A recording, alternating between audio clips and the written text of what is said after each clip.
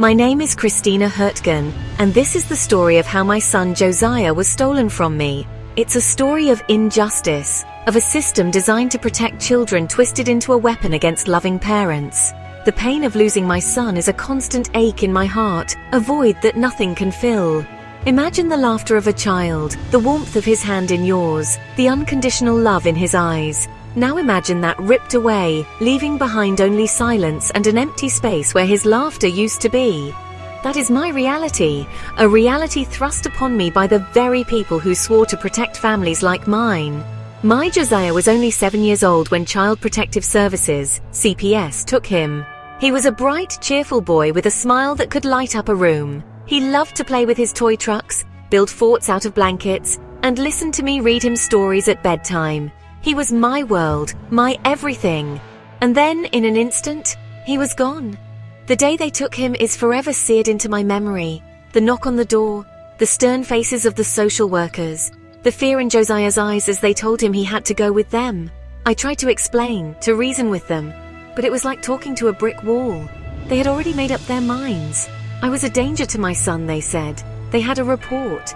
The image of Josiah being led away, his small hand clutching at mine until they pried it loose, is a nightmare I relive every time I close my eyes. The silence in his absence is deafening, a constant reminder of the injustice we both suffered. But I refuse to let this be the end of our story. I will fight for Josiah, for my right to be his mother, and expose the truth behind the lies that tore us apart. The nightmare began with our apartment manager, a woman who seemed to take a particular dislike to me. Looking back, I realize it might have stemmed from my openness about my Christian faith, something she didn't share. Whatever the reason, her animosity towards me grew, culminating in a series of false accusations to CPS. It started with small, seemingly insignificant complaints. Noise complaints when Josiah would be playing, accusations of loitering when I stood outside my own apartment to get some fresh air. Then the lies escalated. She claimed she saw my older sons bringing home groceries for Josiah, twisting the narrative to make it seem like I wasn't feeding my child. It was ludicrous, a blatant fabrication, but CPS seemed all too eager to believe her. She even went so far as to call the police, claiming she feared for Josiah's safety.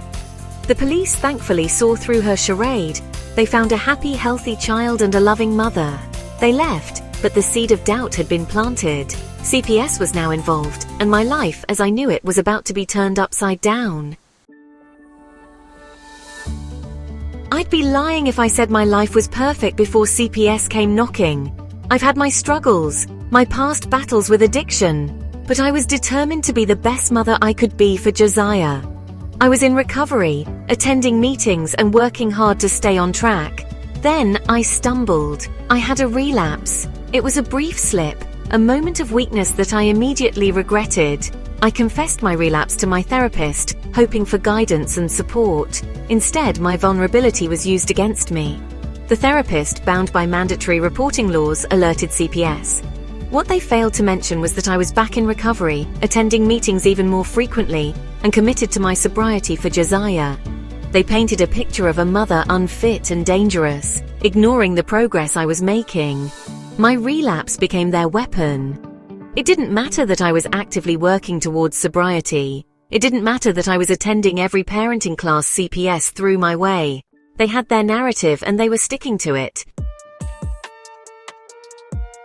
One of the most egregious lies CPS leveled against me was the accusation that I failed multiple drug tests for methamphetamine. This is categorically false. I have never used methamphetamine in my life. I requested copies of these supposed test results, but my requests were met with silence, then vague excuses. It's a classic case of accusing without evidence, knowing that the system often sides with their narrative without question. I offered to take another drug test, administered by an independent lab, to prove my innocence. Surely a system truly interested in protecting children would jump at the chance to ensure a parent wasn't under the influence of hard drugs. But CPS refused. Their refusal spoke volumes. They weren't interested in the truth, they were interested in control. These false accusations of drug use were just another tool to discredit me as a mother, another brick in the wall they were building between me and my son. But I refuse to be silenced. I am fighting to clear my name and expose the truth behind these fabricated drug tests. Section 5. A litany of lies unraveling their fabrications. The drug test was just the tip of the iceberg. CPS piled on more and more allegations, each one more absurd than the last. They accused me of leaving Josiah home alone, of neglecting his basic needs, of being mentally unstable. All of it, every single accusation, was a lie. They twisted my words, misconstrued my actions, and used my faith against me.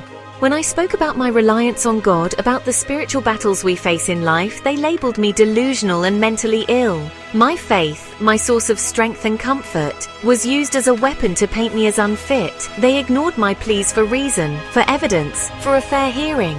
They had their story, and they were sticking to it no matter the cost. Section 6. Lost in the system. Where was my help? I entered the system hoping for fairness, for a chance to prove my love for my son. What I found was a system rigged against parents, a system more concerned with statistics and quotas than with the well-being of families. My court-appointed attorney, a public defender overwhelmed with cases, offered little hope from the outset. She warned me that cases like mine were almost impossible to win, that the system rarely sided with the parent. She barely glanced at the evidence I presented, the documentation refuting CPS's claims. Even securing witnesses to testify on my behalf proved to be an uphill battle. It felt like I was fighting a losing battle, alone and outnumbered. The system that was supposed to protect my son, to help reunite our family, had become my biggest obstacle. My voice, my son's voice, was lost in a sea of paperwork and bureaucratic indifference. Section 7. Judged for my faith, a mother's worst nightmare. Perhaps the most insidious aspect of this entire ordeal has been the blatant discrimination I faced because of my Christian faith. My beliefs, my values were used against me, twisted into evidence of mental instability. When I spoke about my faith, about the importance of prayer and God's guidance in my life, they saw delusion. They heard what they wanted to hear, confirming their preconceived notions about my fitness as a parent. The words spiritual warfare, a common phrase in my faith, were used to label me as paranoid and unstable. My attempts to share my faith with my son, to instill in him the same values that guided my life, were interpreted as indoctrination and abuse. My faith, my source of strength and comfort, was used as a weapon to tear my family apart. This blatant discrimination against my religious beliefs is not only unjust, but sets a dangerous precedent. It sends a chilling message that parents of faith are not welcome in the eyes of the system. Section 8. Taking a stand. Join the fight for our children. The pain of losing Josiah is a wound that may never fully heal, but I refuse to let this be the end of our story. I will continue to fight for my son, for my right to be his mother, and for the countless other families torn apart by a broken system. I am sharing my story, not just to seek justice for myself and Josiah, but to shine a light on the systemic corruption and biases that plague child protective services.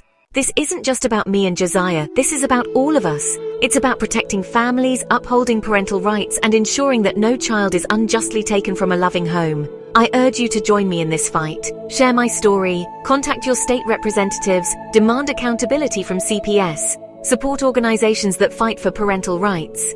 Together we can make a difference. Together we can ensure that no other parent has to endure the pain of having their child stolen.